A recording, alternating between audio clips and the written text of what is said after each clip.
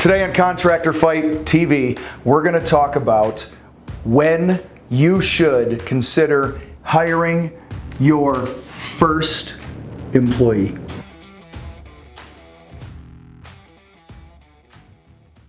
I need people.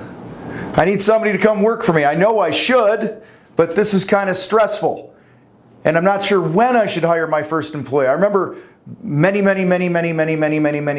years ago when I was in that situation, I knew I needed to, but it was stressing me out because I'm like, what if they're stupid? I mean, seriously, what if I hire somebody and they get one over on me in the interview? Because this has happened to me actually. They get one over on me and then they're stupid, they don't know what they're doing, maybe they're full of shit or they're incompetent. What if they quit on me right away? What if they make me look bad? What if I lose money? There's so many things that go through our mind when we consider hiring our first employee. And today I want to talk about a few things, 2 or 3 things here that will help you identify when the time is right to hire that first employee. But before we get into that, there's, what do I got? I got 2 big reasons here. 2 big reasons when you should not hire your first employee. So I want to get this out of the way first. The first reason you should not hire somebody is when you need them. You do not ever want to hire somebody when you are in a place of desperation. You have a job starting in 2 days and you beat the bushes, run an ad, drive down to Home Depot and find some homeless guy around the dumpster or whatever, and you go, hey, come work for me. Guys, that is the worst time to hire because you're in desperation mode. And you're going to take whatever you get, and 10 out of 10 times, that's going to fuck you. All right? So you do not want to hire when you need to hire. It's the same with our marketing. Marketing and hiring to me are very similar. Okay, the last thing I want to do is market for business when I need it, because it will never come quick enough. You don't want to hire when you need it either. So marketing and hiring, we should always be doing 365 days a year. I've talked about that on other videos. So you don't hire when you need them, and don't hire somebody unless you have a clear outcome for their role. On paper, you've thought through it, you know exactly what is required of them and how you're going to measure them and things like that. Too many times we hire people and we don't have a clear job description, and that ends up biting us in the ass later on. So don't hire when you need them, and don't hire when there's not a clear outcome for what their damn job is. So let's get into when you should hire your first employee. Right out of the gate, you got to hire when you know that they will make you money. So when you are clear on the outcome that you need and the problems that you're having in your business, you need to make sure that you're bringing people into the business that are going to make you more money. It's that simple. So if they're in a sales role, obviously that's going to add money into the business. If they're marketing, that is going to add money into the business because leads come into the business.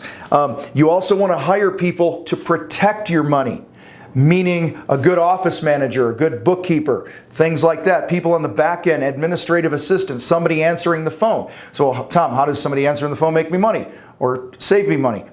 Easy. Every time you miss the phone call, every time you don't enter something into the CRM properly, and on and on and on, it costs you money in the long run. So if things are falling through the cracks where you're not able to sell because you're distracted doing some marketing stuff and some admin things, then it might be time to hire that first employee. You also want to hire when they're going to produce something for a profit.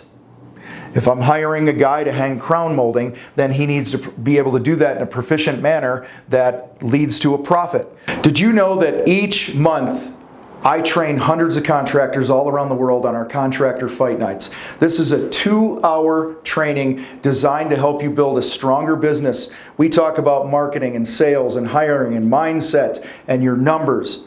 Any issue, any topic that is going to help you build a stronger business, we cover on our monthly Contractor Fight Night. So listen, I want to invite you to go right now, check out the link in the description, contractorfightnight.com, click that button there and learn more about the next Contractor Fight Night coming your way. The next reason you want to consider hiring your first employee for your contracting business is when you find somebody that has expertise in a certain area. Like, they knock it out of the park. Years ago, my painting company outside of Chicago found this guy. He was an expert spray man, and we were doing tons of high-end, million-dollar new construction homes for several builders, crazy trim packages. They wanted the trim to come out like glass, and we found that guy, and that was his only role. And so, man, I had to snatch that guy up. I've also made the mistake of hiring guys and then bringing them on and giving them what I call do-all roles. Hey, I want you to do this, I want you to do this, I want you to do this, I want you to do this. I once paid a guy a salary to do that, and he never got good at anything. He didn't bring any certain expertise. And so I want to encourage you that if you know somebody, if you find somebody that has expertise as a salesperson or a marketing person or in the office or some aspect of construction, it might be time to pull the trigger, have a conversation with them about them joining your team. The final reason I'm going to talk about today about when you should hire your first employee is when your calendar is booked out, when you can't meet the demand anymore of all the leads and all the sales that are coming into your business. That is costing you money. And too many of you guys are too damn scared to pull the trigger because you don't want to get burned. Well, listen, you're going to get burned. You're going to make the wrong hire. But I would much rather make a few wrong hires and learn from it than lose out on the hundreds of thousands, sometimes millions of dollars worth of revenues and profits coming into your business over the next few years. Okay? So don't be a chicken shit. All right? When your calendar is booked 6 to 8 weeks out at a 50% gross profit or better, you really have two options. Okay? Number one is you could say, hey, I'm just going to raise my prices again because if lead flow's that good, I'm going to start charging a 70% gross profit. All right, then you're going to, things will even out. And that's a viable option. I know a lot of guys that actually do that. The other, which I prefer because it gets me out of the day-to-day shit in the field and things like that, is hire somebody to work with you and help you with production. Okay, so if you're 6 to 8 weeks out, you're a one-man show right now, you're considering hiring your first employee, you're 6 to 8 weeks out, guys, you can't do this forever. Right? At the time of this viewing, like in what's today? September 3rd. We're recording this on the 3rd of September of 2019. In 3 days, I turned 50 years old. Okay, there's things that I can't do anymore in the field more than like a day at a time, right? And you're getting older. You might be 26 right now watching this thing and think that you're going to be able to climb ladders and do all this other shit for the rest of your life. Well, you're not. Okay? You're not. And last thing you want is to be married to a business where you have to work day in and day out to pay your bills and make a profit and stuff, and you can never take any time off.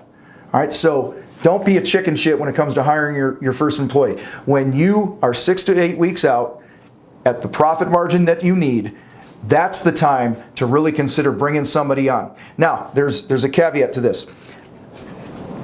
You don't go hire somebody the first time you're booked out 6 to 8 weeks. In my world, once you've proven that you're booked out 6 to 8 weeks for at least 3 to 4 months, a third of the year or so, quarter of the year, all right, then it's time to hire. Because anybody could be a flash in the pan for 6 to 8 weeks during the busy season when demand is high. I see this all the time in the spring, and a lot of those service-oriented business like landscape maintenance and water feature guys and window cleaning and things like that. Your phone's ringing off the hook. Oh my God, I can't keep up with the demand. You go hire 2 or 3 people, and then the phones go dead in July, and then you got to let people go, or worse, you keep paying them, but you don't pay yourself because you're too much of a nice guy to fire people. All right, so don't put yourself in that situation. All right, so listen, let's recap here. Don't hire when you need them or when there's not a clear outcome for their role, what their job is, and how they're going to be measured. Hire when you know they're going to make you money. Don't hire unless you're sure that you're going to make money on this thing. Okay? When you find somebody that has expertise in an area, hopefully that's better than you in that area, pull the trigger and bring them on board, and then hire when you cannot meet the demand for at least a quarter of the year, a third or a quarter of the year. When you're having an issue, people are starting to get pissed off at you. Why can't you get out here for 6 weeks? Okay, when you're hearing that for a good part of the year, then it's probably time to hire. And I'm going to throw one more thing in here for when you should hire. You should only hire when you have a budget and you do your numbers and you actually know what you're making and what it costs you to run your business and things like that. Done tons and tons of videos on your numbers, so go back and look at our archives and things like that, and you'll find those. So listen, guys, don't be afraid to hire. Don't be a chicken shit. Like I said before, you're gonna make mistakes. You're gonna make the wrong hire. We all do. It's just part of the game. It's part of learning.